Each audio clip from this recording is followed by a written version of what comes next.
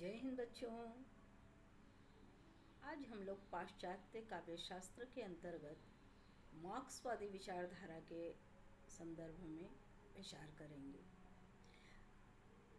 Karl Marx की साम्यवादी विचारधारा ही पाश्चात्य काव्यशास्त्र में मार्क्सवादी विचारधारा के नाम से जानी जाती है। यह विचारधारा वैज्ञानिक, समाजवादी और यथार्थवादी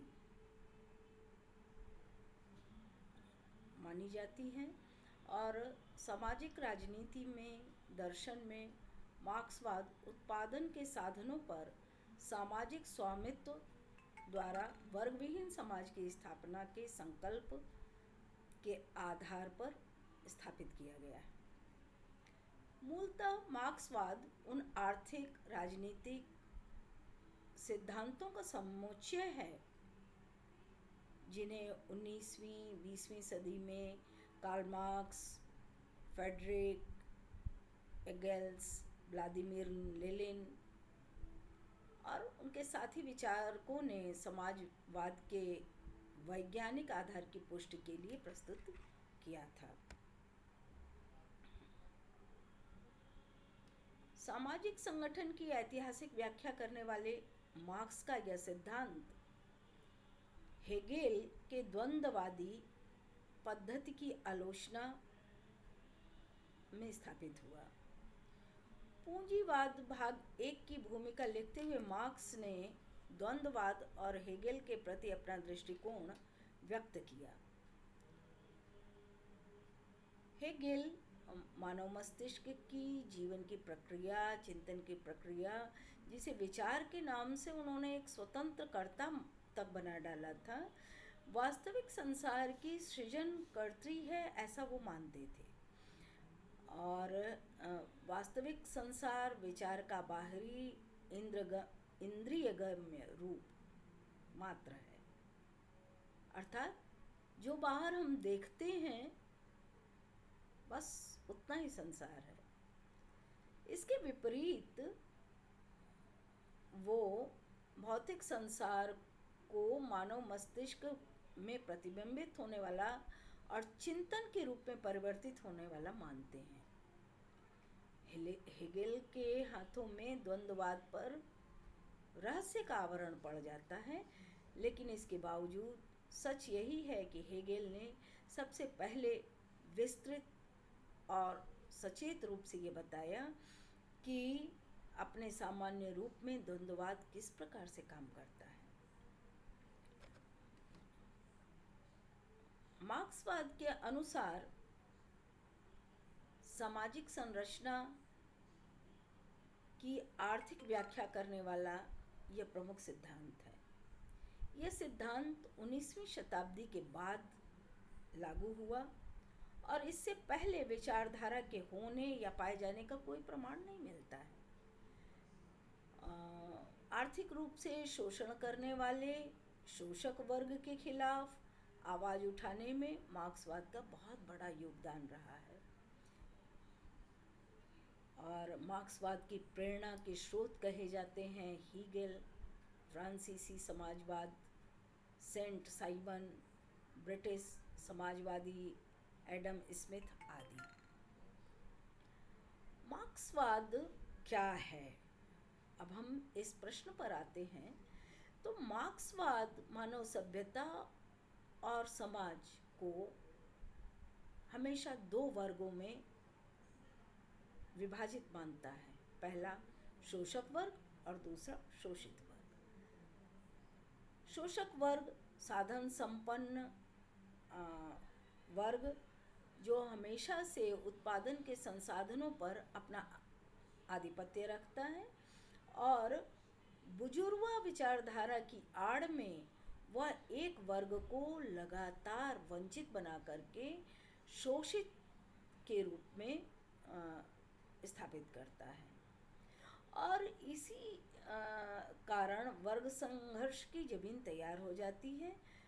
वर्ग विहीन समाज की स्थापना के लिए वर्ग संघर्ष एक अनिवार्य और निवारणात्मक प्रक्रिया है। अर्थात जब अगर वंचित और शोषित होंगे तभी तो हम उनके समर्थन में अपनी आवाज़ उठाएंगे और वो आवाज़ जो है वर्ग विहीन समाज की स्थापना के लिए मानी जाएगी।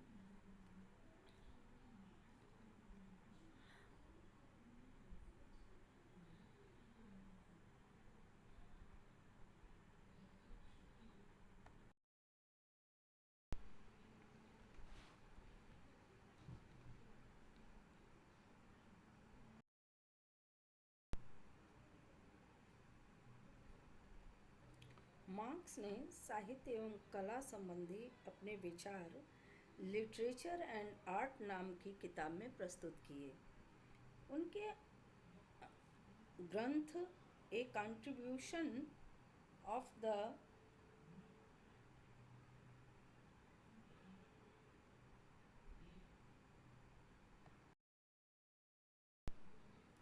उनके ग्रंथ a contribution to the critique of political economic नामक ग्रंथ की प्रस्तावना है। मार्क्सवाद सपनों और भावनाओं की कोमल भूमि को नहीं बल्कि सत्य और परिस्थिति के कठोर धरातल को स्वीकार करता है।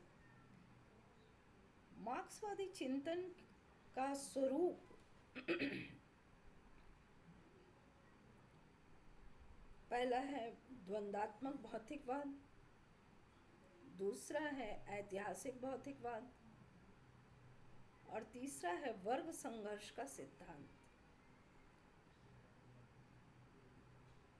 एक चौथा स्वरूप भी मिलता है जो अतिरिक्त मूल्य के सिद्धांत के रूप में हम जानते हैं।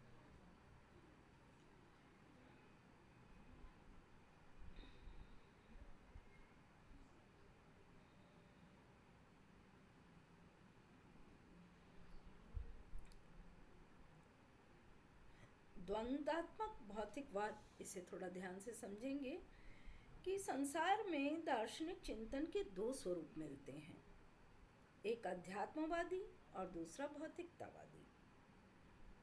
अध्यात्मवादी ईश्वर के अस्तित्व में विश्वास करते हैं, जबकि भौतिकतावादी ईश्वर की सत्ता को स्वीकार नहीं करते हैं। और मार्क्स शुद्ध रूप से भौतिकतावादी हैं। वे संसार के मूल प्रकृति को मानते हैं और उसे जड़ मानते हैं। स्पष्टतः वे संसार का मूल तत्व प्रकृति को और जड़ रूप में मानते हैं।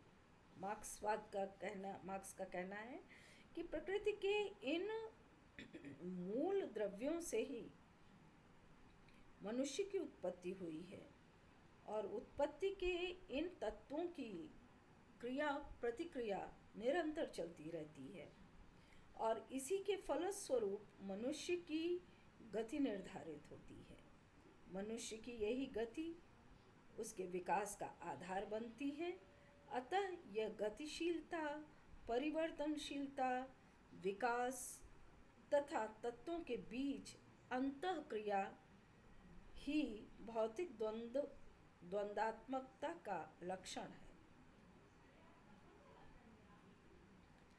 मार्क्स प्रकृति के स्वभाव को निरंतर गतिशील मानते हैं, नंबर एक बात, और प्रकृति में प्राचीन और नवीन का सम्मिश्रण सृजन होता रहता है। अतः व्यक्ति को नवीन परिस्थितियों को ठीक से सुसंबद्ध कर उसका उपयोग करना चाहिए।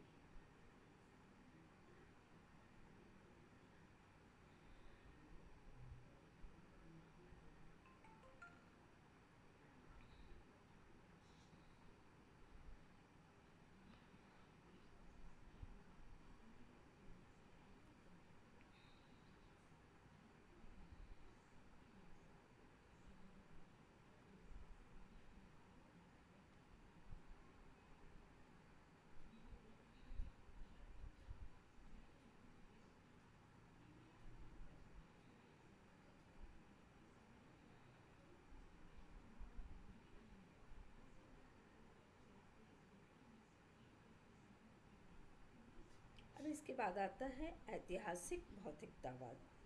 मार्क्स के अनुसार इतिहास की घटनाएं भौतिक और आर्थिक कारणों से ही घटती हैं। मनुष्य की नैसर्गिक जरूरत वो है भूख, भोजन जुटाने का प्रयास, समाज और समाज की जरूरत, ये अकेले पूरी करना संभव नहीं होता है और इसीलिए समाज के अंदर वर्ग संघर्ष शुरू होते हैं। कुछ लोग उत्पादन के साधनों पर एकाधिकार स्थापित कर लेते हैं और यहीं आकर के समाज दो भागों में बंट जाता है। एक जो जिसका संसाधनों पर अधिकार है और जो संपन्न वर्ग है, उन्होंने उसको शोषक वर्ग कहा। दूसरा शोषित वर्ग, जिसके पास साधन सुविधाएं नहीं हैं, जो हर आवश्यकता के लिए दूसरों का मुंह देखता है, वो शोषित वर्ग है और यहीं से वर्ग संघर्ष आरंभ हो जाता है। यह वर्ग मनुष्य की नैसर्गिक आवश्यकताओं से आरंभ होता है और अपनी भूख शांत करने के लिए एक अलग तरह के समाज की स्थापना करता है, जिसमें उत्पादन के तत्वों का विकास करता है, लेकिन कुछ समय बाद उत्पादन के साधनों पर वो प्रभुत्व स्थापित कर लेता है और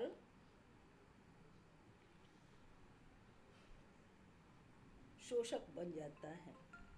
मार्क्स कहते हैं कि कला और साहित्य इस वर्ग संघर्ष को बढ़ा करके सर्वहारा वर्ग और शोषित वर्ग को जगा करके समाज में एक रूपता स्थापित करने का प्रयास करता है। यही है मार्क्स का समाजवाद। मार्क्स चाहते हैं कि समाज में कोई ऊंच नीच ना हो, संसाधनों पर समाज का नियंत्रण हो और वो उसको बराबरी से वितरित करे। अब देखते हैं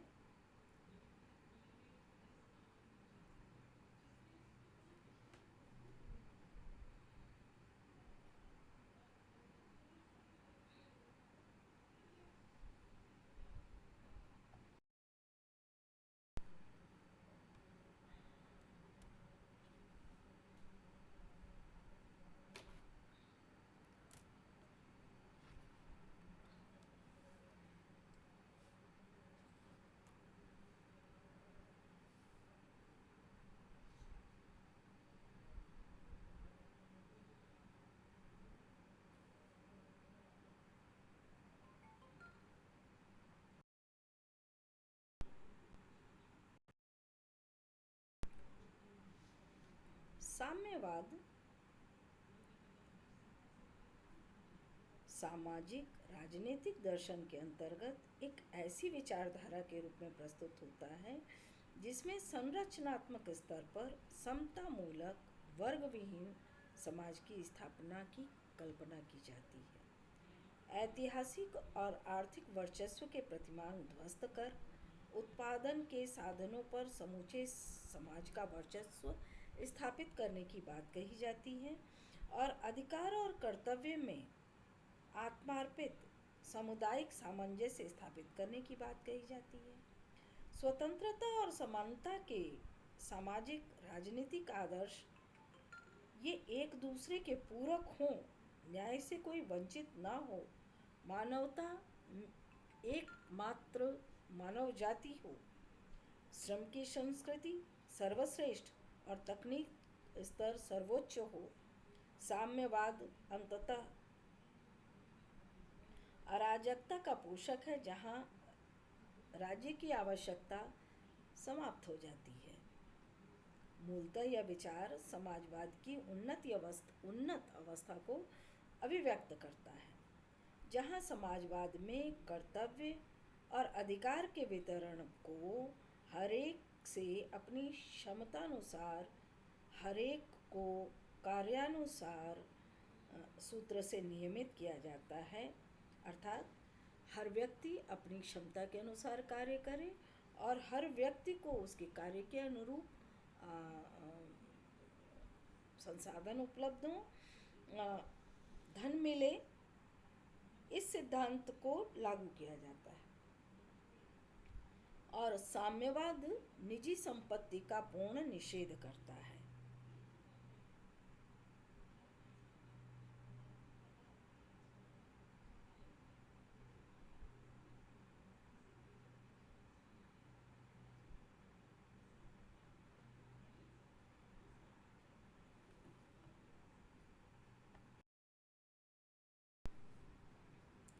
अब हम मार्क्सवाद के उद्देश्य पर विचार करते हैं।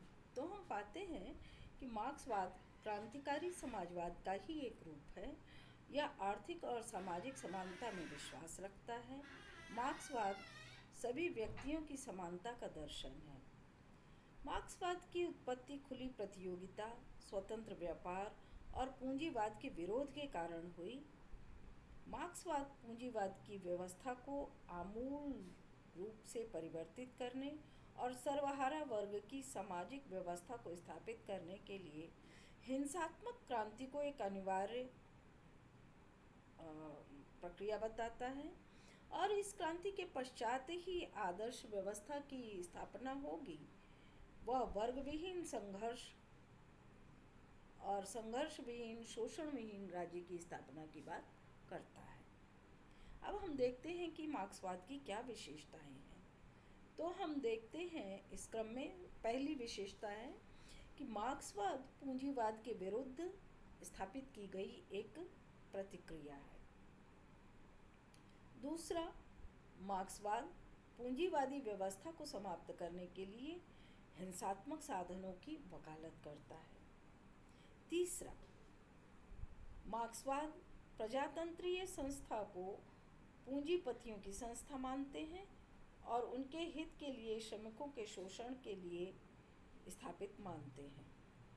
चौथा, मार्क्सवाद धर्म विरोधी भी है और धर्म को वह मानव जाति के लिए अफीम जैसा घोषित करते हैं। पांचवा, मार्क्सवाद अंतरराष्ट्रीय साम्यवाद में विश्वास करते हैं। छठा, समाज या राज्य को शोषकों, शोषितों में पूंजीपतियों और श्रमिकों में वर्ग संघर्ष अनिवार्य है, ये उनकी धारणा है। मार्क्सवाद अतिरिक्त मूल्य का सिद्धांत के द्वारा पूंजीवाद के जन्म की संभावनाओं का विचार रखते हैं। क्या है इनके आलोचना का आधार? तो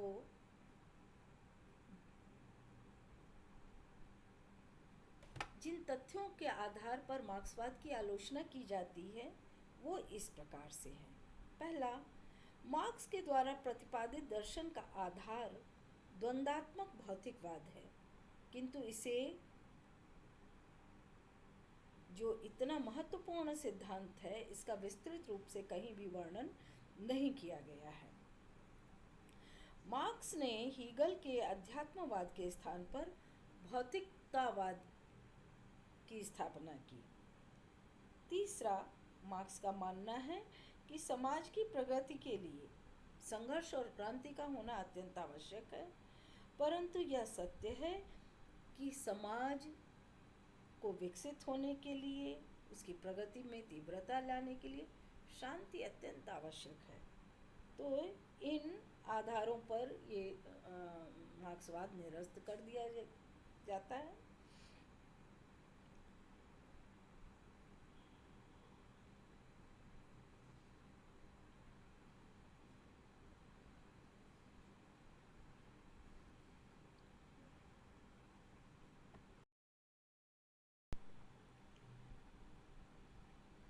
मार्क्सवाद की विभिन्न आलोचनाओं के बावजूद इसके महत्व को नकारा नहीं जा सकता। मार्क्सवाद ने पूरे विश्व के स्वरूप को परिवर्तित करने का सपना देखा था। दलितों, पीड़ितों, शोषितों और श्रमिक वर्ग का पक्ष लेकर के उपेक्षित मानवता के लिए मार्क्सवाद ने समाजवाद को एक ठोस और वैज्ञानिक आधार प्रदान किया। हम उसकी कुछ विशेष बातें इस प्रकार से देखते हैं। पहला, वैज्ञानिक दर्शन। मार्क्सवाद को वैज्ञानिक समाजवाद कहा जाता है और मार्क्स के पूर्ण समाजवादी सिद्धांतों में वैज्ञानिक आधार देने का प्रयास करने का श्रेय कार्ल मार्क्स को जाता है। दूसरा, सैद्धांतिकता की अपेक्षा व्यवहारिकता को बल। मार्क्सवाद की लोकप्रियता का प्रमुख कारण इसी को माना जाता है। व्यवहारिकता की मान्यता रूस और चीन में इसका प्रयोग किया गया और उन्हें इसमें पूर्ण सफलता भी मिली। तीसरा है श्रमिक वर्ग की स्थिति को सबल करना। मार्क्सवाद की समाज के लिए सबसे बड़ी देन मानी जाती है कि वह श्रमिक वर्ग में चेतना और एकता को जन्म देता है और उनकी स्थिति में सुधार करता है।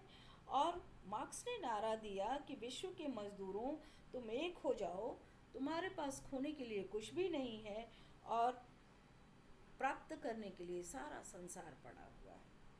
मार्क्स के इन नारों ने श्रमिक वर्ग में चेतना उत्पन्न करने में अद्वितीय सफलता प्राप्त की थी।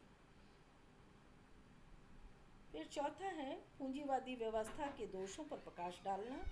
मार्क्सवाद के अनुसार समाज में सदा शोषित और शोषक वर्ग में संघर्ष चलता रहता है और